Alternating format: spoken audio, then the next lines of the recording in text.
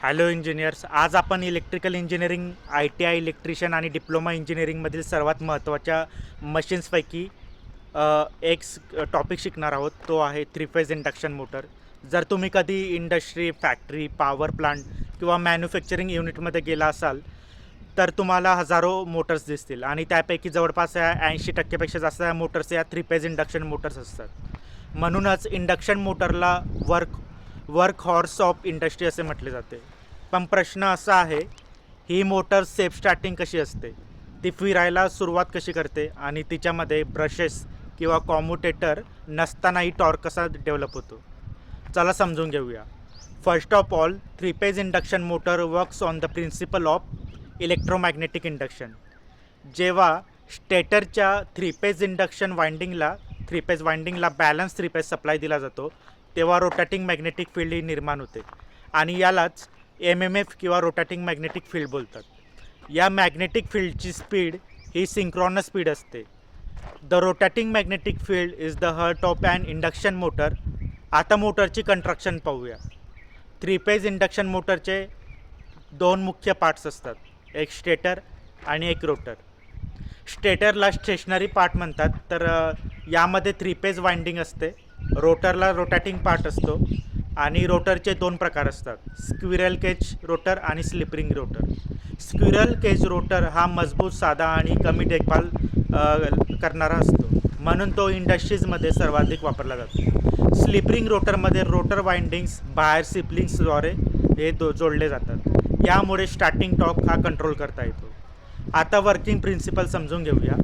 स्टेटरचा रोटॅटिंग magnetic field rotor कंडक्टर्सला cut करतो, त्यामुळे रोटरमध्ये EMF इंड्यूस होते आणि रोटर सर्किट्स क्लोज असल्यामुळे रोटर हा करंट फ्लो होतो. या रोटर करंटमुळे रोटर MMF तयार होते. रोटर MMF आणि स्टेटर MMF यांच्यामध्ये इंट्रॅक्शन होऊन टॉर्क डेव्हलप होतो आणि रोटर फिरायला स्टार्ट करते. आता एक महत्त्वाची संकल्पना, ती म्हणजे स्लिप. जर रोटरची स्पीड आणि सिंक्रोनस स्पीड ही सारखी असली तर EMF इंड्यूस होणार नाही. म्हणूनच रोटर नेहमी सिंक्रोनस स्पीडपेक्षा कमी स्पीडने फिरतो. सिंक्रोनस स्पीड आणि रोटर स्पीडमधला फरकाला स्लिप बोलतात. स्लिप ही इंडक्शन मोटरची अत्यंत महत्त्वाची संकल्पना आहे. रोटरमध्ये निर्माण होणाऱ्या EMFचा फ्रिक्वेन्सी ही स्लिपवर अवलंबून असते. स्टार्टिंग वेळी मोटर स्लिप हा 1 असतो आणि फुल लोडवर स्लिप हा खूप कमी असतो. आता टॉर्क प्रोडक्शन समजून घेऊया. रोटर करंट आणि मॅग्नेटिक फील्ड यांच्या इंट्रॅक्शनमुळे टॉर्क हा तयार होत असतो. मोटरचा टॉर्क हा स्लिपवर अवलंबून असतो. याला टॉर्क स्लिप कॅरेक्टरिस्टिक म्हणतात. स्लिप वाढत असताना टॉर्क वाढतो. एका विशिष्ट बिंदूवर मॅक्झिमम टॉर्क मिळतो. यानंतर स्लिप आणखी वाढल्यास टॉर्क हा कमी होतो. Condition for maximum torque he electric मशीनमधील खूप महत्त्वाची कन्सेप्ट आहे. रोटर रेजिस्टन्स वाढल्यास मॅक्झिमम टॉर्कचा पॉईंट हा शिफ्ट होतो. यामुळे स्टार्टिंग टॉर्क हा वाढवता येतो. म्हणून स्लिपरिंग मोटर्समध्ये रोटर रेजिस्टन्स स्टार्टर हे वापरले जातात. आता लॉसेस समजून घेऊया. थ्री फेज इंडक्शन मोटरमध्ये मुख्यतः खालील लॉसेस होतात: stator copper loss, rotor copper loss, core loss, mechanical loss आणि स्ट्रे लोड लॉस. मोटरचा पॉवर फ्लो डायग्राम आपल्याला इनपुट पॉवरपासून आउटपुट पॉवरपर्यंतचा एनर्जी फ्लो समजावतो. रोटर इनपुट पॉवरचा काही भाग हा रोटर कॉपर लॉसमध्ये जातो. उर्वरित पॉवर मेकॅनिकल पॉवरमध्येही कन्वर्ट होते. एफिशियन्सी म्हणजे आउटपुट पॉवर आणि इनपुट पॉवर यांचा रेशिओ, आणि हायर एफिशियन्सी म्हणजे लोअर लॉसेस. आता इक्विव्हॅलंट सर्किटबद्दल बोलूया. इंडक्शन मोटरला जनरलाइज ट्रान्सफॉर्मर असे म्हटले जाते, कारण त्याचं वर्किंग प्रिन्सिपल हे ट्रान्सफॉर्मरसारखंच आहे. इक्विव्हॅलंट सर्किटच्या मदतीने मोटरचे परफॉर्मन्स ॲनालिसिस करता येते. फेजर डायग्राम मोटरमधील व्होल्टेज, करंट आणि पॉवर फॅक्टर यांचे संबंध दाखवते. इक्विव्हॅलंट सर्किट पॅरामीटर शोधण्यासाठी 2 टेस्ट केल्या जातात. एक नो लोड टेस्ट आणि सेकंड आहे ब्लॉक लोडर टेस्ट. या टेस्टच्या मदतीने मोटरचे इक्विव्हॅलंट सर्किट हे तयार केले जाते. सर्किट डायग्रामच्या मदतीने करंट, पॉवर फॅक्टर, टॉर्क आणि एफिशियन्सी आणि आउटपुट पॉवर यांचे ॲनालिसिस केलं जातं. आता प्रश्न येतो, इंडक्शन मोटरला स्टार्टरची गरज का असते? स्टार्टिंग वेळी मोटर खूप जास्त करंट घेते आणि हा करंट फुल लोड करंटच्या 5 ते 6 पट असू शकतो. म्हणून स्टार्टर वापरणे हे आवश्यक असते. स्टार्टरचे डिफरंट टाईप्स पडतात.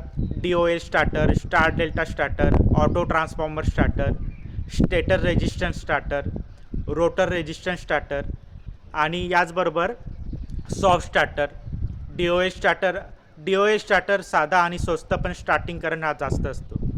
आणि star data starter starting current हा कमी करतो. ऑटो ट्रान्सफॉर्मर स्टार्टर मोठ्या मोटर्ससाठी वापरला जातो आणि रोटर रेजिस्टन्स स्टार्टर स्लिपिंग मोटरसाठी वापरला जातो. सॉफ्ट स्टार्टर पॉवर इलेक्ट्रॉनिक्स वापरून स्मूथ स्टार्टिंग देतो आणि प्रत्येक स्टार्टरचे टॉर्क आणि करंटचा कॅरेक्टरिस्टिक हे वेगवेगळे असतात. त्यामुळे ॲप्लिकेशननुसार योग्य स्टार्टर हा निवडला जातो. शेवटी टेस्टिंगबद्दल बोलूया. 3 फेज इंडक्शन मोटरची टेस्टिंग ही IS 325 आणि IS 4029 स्टँडर्डनुसार केली जाते. या टेस्टिंगमध्ये efficiency, temperature rise, current, torque, speed आणि परफॉर्मन्स तपासले जाते. So engineers rotating magnetic field, slip, torque production आणि इक्विव्हॅलंट सर्किट आणि circle diagram, starters, losses, efficiency आणि परफॉर्मन्स ॲनालिसिस हे 3 फेज इंडक्शन मोटरचे कोर कन्सेप्ट आहेत. जर हे कन्सेप्ट तुम्हाला व्यवस्थित समजले तर इलेक्ट्रिकल मशीनमधील सर्वात मोठा टॉपिक तुम्ही मास्टर केला असे समजा. Thank you engineers. For more electrical engineering, electrical machines and diploma engineering content, 3 phase induction motor,